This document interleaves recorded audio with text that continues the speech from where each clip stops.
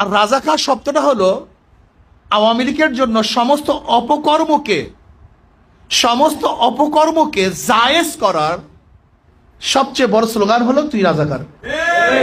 এই তুই রাজাকার শব্দটা কখনো আওয়ামী লীগ ব্যবহার করে যখনই বড় বড় অপকর্মকে আড়াল করতে চায়, ধামা চাপা দিতে চায়, গোপন করতে চায়, তখনই তাদের শব্দ কি তুই রাজাকার।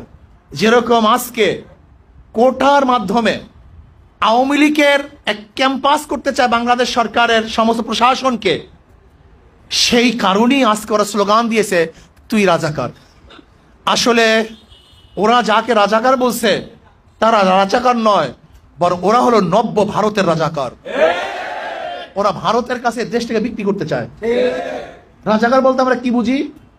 যারা দেশের বিরোধিতা করছে, দেশের সাথে খারাপ ব্যবহার করছে। রাজাকার বলতে আমরা আমাদেরকে কি বোঝানো হয়েছে? যারা ধর্ষণের সাথে জড়িত, যারা আত্মসাৎ করেছে, যারা চুরি করেছে, যারা ডাকাতি করেছে, যারা খুন করেছে, যারা জুলুম করেছে, আমরা তাদেরকে কি মনে করি? তাহলে এখন কি ছাত্রলীগ খুন করে নাই? শুধু কি খুন? আমরা কি দেখেছি ইদানিং? যে ছাত্রলীগের হাতে মেয়েরা পর্যন্ত নিরাপদ নয়, মেয়েদেরকে তারা হত্যা করে।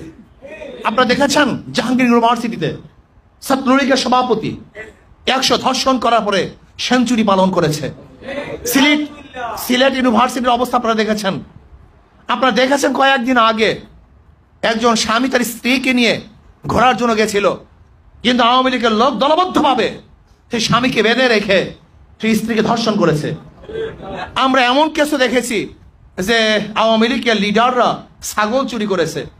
আমরা এমন হাজারো ঘটনা দেখেছি যে আওয়ামী লীগের লোকজন ধর্ষণ করে হত্যা করেছে।